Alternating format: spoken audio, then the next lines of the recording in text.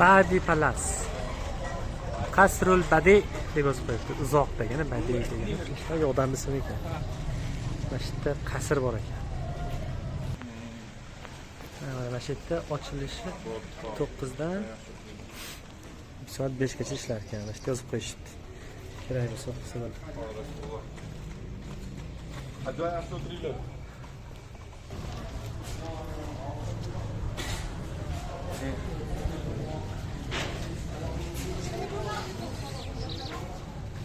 Yopib qo'yishibdi. Orqada remont ketyapti. Kirish bu yerda. 100 so'm ekan kirish. 100 so'm ekan. Shu yerdan chizib qo'yishni kirar ekanmiz.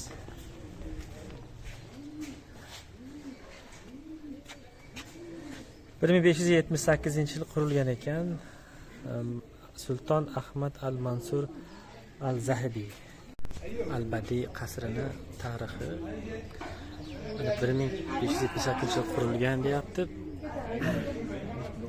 Bu Shaybonlardan keyingi davrga to'g'ri kelyapti-da. Qilamiz.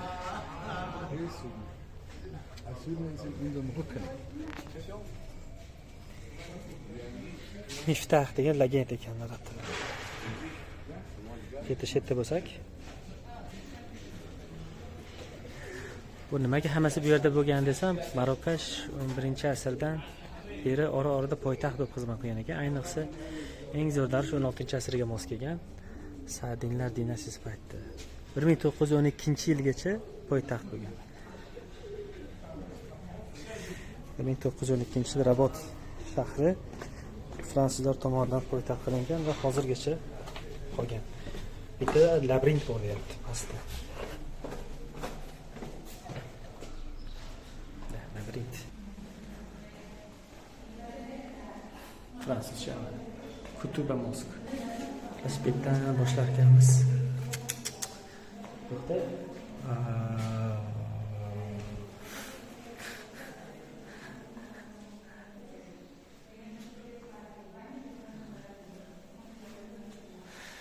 bu kecha borgan masjidimiz haqida, Kutubiya masjid. Nega bu yerga yozib qo'ygan bilmadim.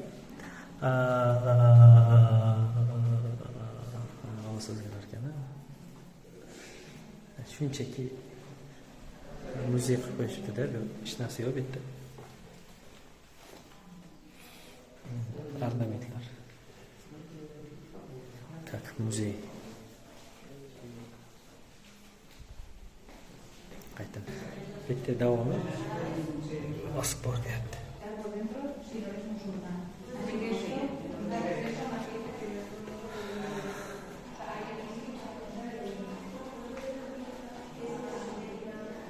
Labirint ekan.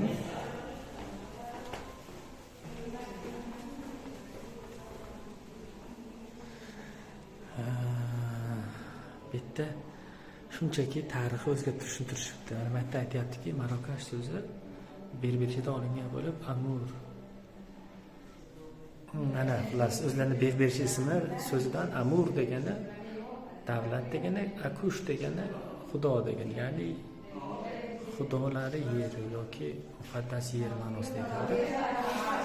Aytganimizdek, Marokash davlat shahri 1141-yil mufatlar qo'liga o'tgan. Xullas 1070-yillarda qurilgan, 1000 yildan oshdi. Shahar nomidan davlat nomi, biz Marokash degan davlat. Asli bu Marokash deb faqat biz aytamiz. Ingliz tilida, rus tilida Marokko degani ham shu so'zdan olingan. Al-Marakash deb Marokko bo'lib ketganda.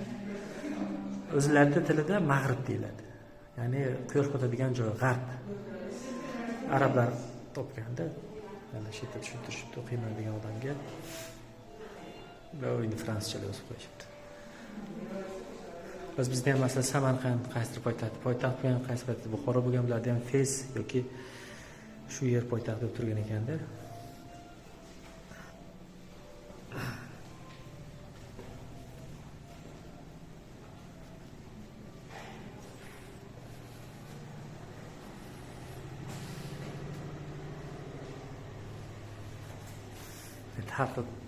Xalqlarning rasmlarini qo'yib qo'yishibdi.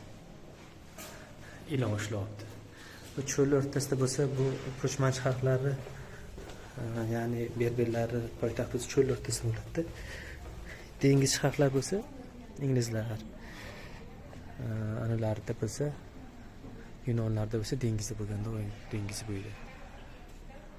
Arablar ko'chmanchi xalq cho'lni yaxshi ko'rishadi. Labirint deb shetda aytsa kerak menimcha.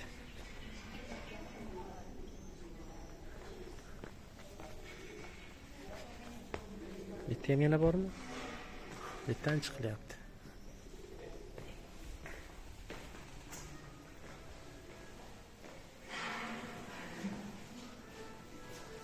Splendid sardines.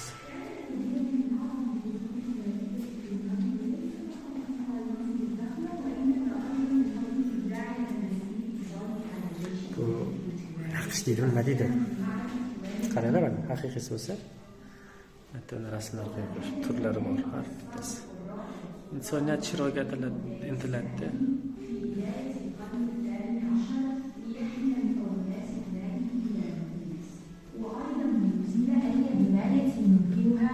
الرسمية واحتفالات أخرى خاصة بالبلاط. كان السلطان يستغلها لتعظيم نفسه والاستحواذ على إعجاب رعاياه.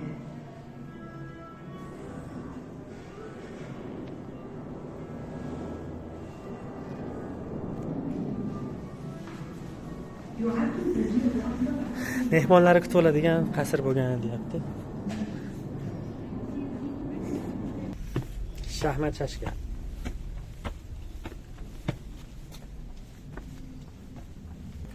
Bu qiz nimani olyapti desa? Ha, tani bor ekan, laylak.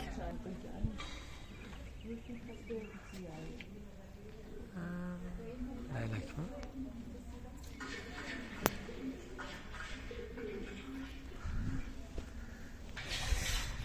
Biz qasr o'rtasiga keldik. O'zi arshetdan ham kirsak bo'lardi. Biz pastdan kiribmiz-da endi. Labirint degan yerga.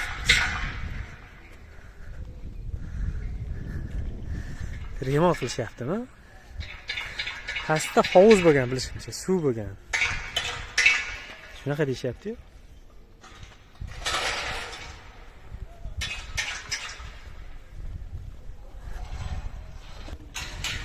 Suv mate ekan. Basseyn. Faraz qildim. Mana shu yerdan katta delegatsiya kelyapti-da. Fransiya, Ispaniyadan, Fransiyadan kelyapti. Shetlarda bayram qilib kutib olishyapti. Suvlarda bog'lari qo'yib qo'yishgan. Hatto mana pushka qo'yib qo'yishibdi. Agar otamiz birontasi to'plan qilsa deb. Bekham shahar qoldiqlari bo'lsa kerak ozgina. Bu yerda kirmaydi deyapti. Endi biz turgan joyda dam oladi shekilli, yomg'ir yog'sa ekan. Bitta yomg'ir yaxshigina yog'adi menimcha, cho'l bo'lsa ham. Misrda yog'maydi yomg'ir. Ha, mana shu yerga kirishyapti odamlar. Bizga o'xshab podvaldan kirishmayapti. Apelsin yoki mandarinmi?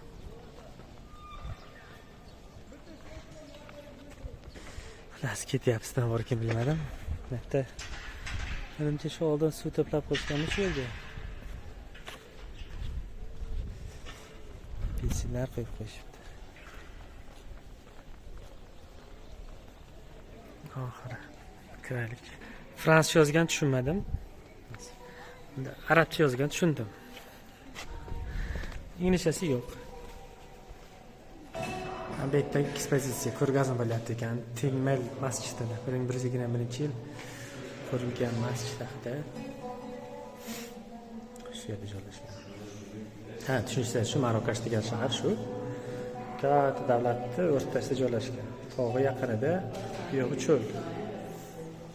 Ham cho'l, ham shahar bor. Masjid ko'rinishi.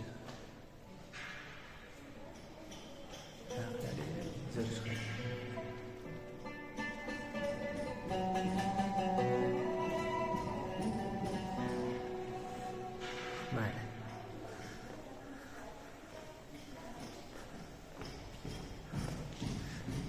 Ko'rgazmani ko'rib oldik. Chiqamiz. Maktab bolalariga ekskursiya qilishyapti o'rishmasa. Atirgullar bor ekan bizdagi. Bitta ham ko'rgazma bo'lyapti qanaqadir. Franscha yozib qo'ygan. Hamma yoq franscha. Ag'mat ko'rgazmasi. Bu Ag'mat degan shahar bor ekan. Shaharning reklamasi ekanda. Shunaqa chiroyli joyda joylashgan deyapti. Bular hammasi arabcha, fransuzchada, ingliz tilida yo'q, o'qigim kelyapti.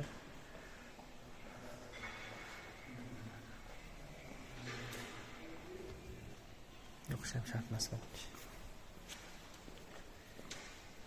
Bisaniddin ibn al-Xattib. Mayli, vaqt sarflamaymiz.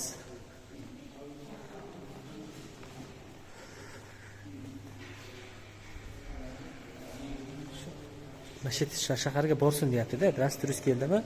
Ko'z bilan ko'rdimi? Boshqa borsin. Chuchsi ham qo'yib qo'ysa bo'larkan-a?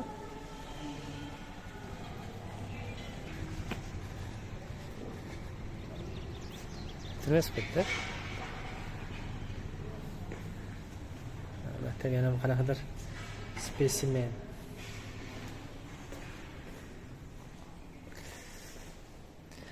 Bu qasr desam, bu yerda qasrda faqat kimlardir ko'rgazmasi turibdi. Shu yozib qolasizlarmi? Zo'r bo'lsa o'qinglar. Janoza toshi deb qo'yibdi, stellasi. Xullas, tugatdik shekilli, hech narsa ko'rmadim, chiqa samolyot ko'rdim lekin.